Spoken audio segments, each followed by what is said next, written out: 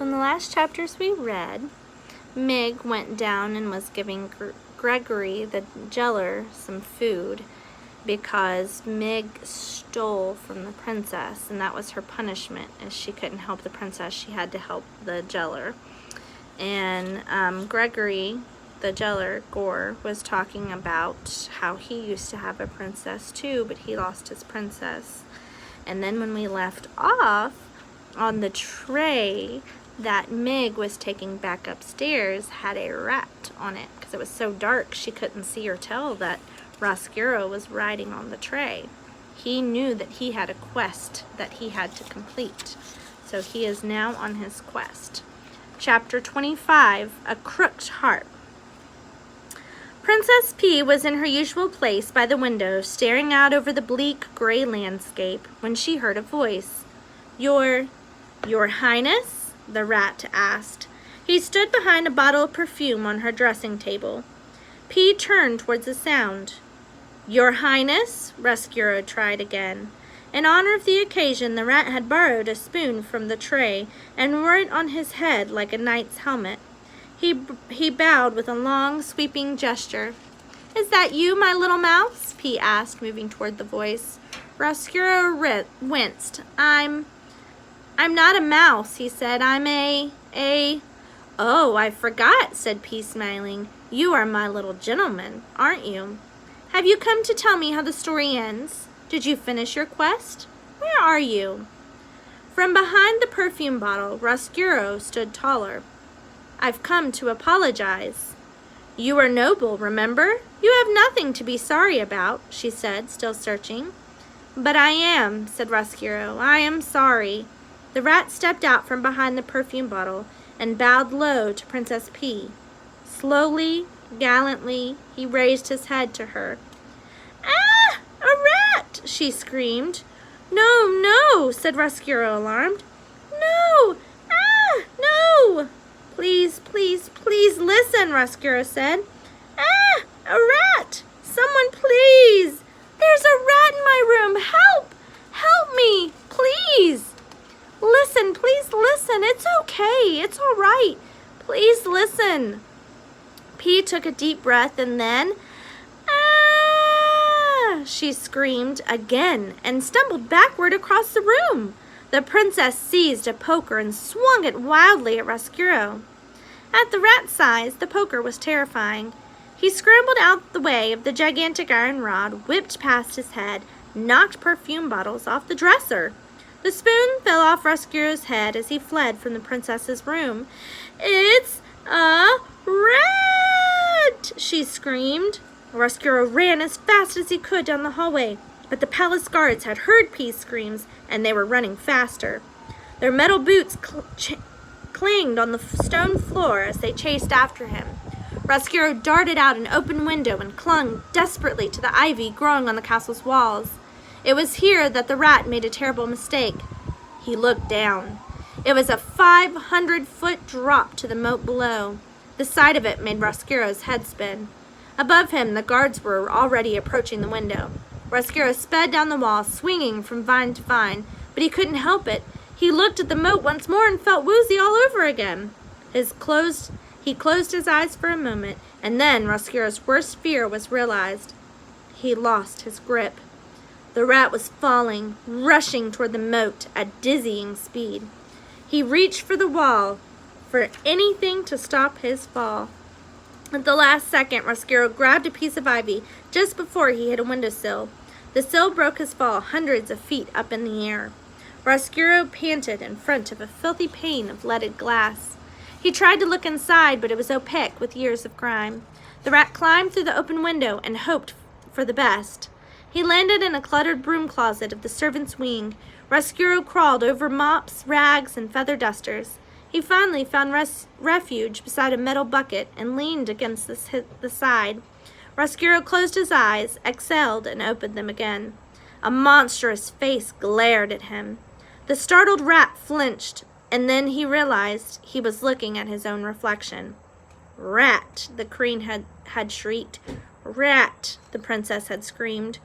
What would you do if your own name was a bad word? If John or Beth or Bill was an insult? Well, that's how Roscuro came to feel about who he was. But this time, the rat did not cry. This time, the rat stared at his reflection as if looking into a mirror. The face was mottled and distorted. And when Roscuro emerged from the closet, all that could be seen of him were two beady red eyes in the dark. When your heart breaks, it can grow back crooked. It can grow back twisted, gnarled, and hard. The rat still had longing, but now he was just longed for someone whose heart was as hardened as his was. He scurried into the cluttered and windowless servants' wing. He glanced from side to side and darted along a wall, stealthy like the rat he truly was. The rat was searching for someone. Chapter 26. A Plan. Miggery Sal sat at the homemade dressing table in her room. "Pretty princess," said Meg. "Pretty, pretty Princess Pie." Only there wasn't a princess in sight, and Pea's belongings were long gone. Meg looked straight ahead into a large wooden frame propped upon her table. She appeared to be gazing into a mirror, but it wasn't a mirror at all. "What a pretty princess," said Meg, staring at the portrait of Princess P that hung in the hallway. "My gloves, my comb, my pretty spritzy water, all fresh and ladylike." From a pipe in the corner, the rat watched the servant girl talk to herself. He watched her gaze at the stolen portrait of the princess as if it were her own reflection. He watched the girl believe. From the shadows, the rat saw all of this. "My jewelry, my girly hat, all sittin' on my princess' head," Meg said. And with that, Miggery Sal took a spoon and sliced the painting right down in the center of the canvas. "Who's the pretty Princess Pumpkin Pie?" "You are," said a voice. The rat settled upon her shoulder. "Right," said Meg, not noticing the rat at all. "I am." Roscuro whispered into Meg's ear. "You are, and you should be dressed in those clothes." "Quite right, I should," she said. "And you should lounge in that bed," Roscuro suggested. "Loungin'," Meg repeated, delighted by the word. "Loungin' round. Yes, the whole day. And you should be wearing that crown." Meg cocked her head. "I should be wearing a frown?" "No," Roscuro said, sighing, "not a frown, a crown." "Gore," Meg cursed. "Can't hear me own self think." Then she did think, for a moment at least, and she realized she hadn't been listening to her own inner voice at all, but to whatever was sitting upon her shoulder. "Ah!" screamed Miggery Sal. "Shh!" said Roscuro. "Ah!" she screamed again. Roscuro put both paws onto the girl's lips. "Shh!" "Who are you?" asked Meg. "I'm here to help you," said Roscuro. "By getting me caught with a real rat in me bunk? I don't think so," she said, and inhaled to scream again. Roscuro threw his whole rat body against her mouth. "And what if they find you with a painting of the princess?" asked Roscuro slyly. "You think that's as bad as a rat?" Meg paused. She thought as best she could, while Roscuro eased backwards. "I want the same thing that you do," he said. That night, Chef Andre sat alone in the spotless royal kitchen and played solitaire at his large table. Since the end of Days' Soup, he had become a master at the game. Andre was about to turn a card when he heard something. A thump from a distant corner, followed by a soft woof. Someone was in his kitchen. "Hello?" he asked.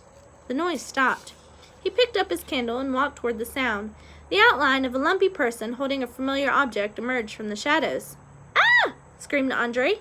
"Ah!" screamed the girl. "Ah!" he screamed again. "Ah!" she screamed, holding his candlestick aloft with a shaking hand. Andre approached the trespasser. The light of the candle revealed a girl gripping a butcher knife. She turned to him and smiled. "What are you doing?" Andre asked. Meg said. "I need it for a baby." Andre looked horrified. Roscuro, tucked within the collar of Meg's shirt, leaned forward. "No!" he hissed into the girl's useless ears. "Not a baby. For me lady." "I mean," Meg said loudly, "for me lady." The chef nodded. Meg paused before saying more. "To chop apples." She'd like some apples. Andre shrugged. Mig stared, frozen. Now turn and leave, Rescuer instructed. Now turn and leave, Mig told Andre. No, no, Rescuer said with a groan. Just turn and leave. Oh, right. Sorry, Mig said to her caller. Sorry, bye. I can't hear you because, see, Miggery Sal's cheeks reddened as she turned to leave. But not before she wrapped the butcher knife in a kitchen towel and thrust it into her bag. Chapter 27, Gregory's Princess. We'll read that next.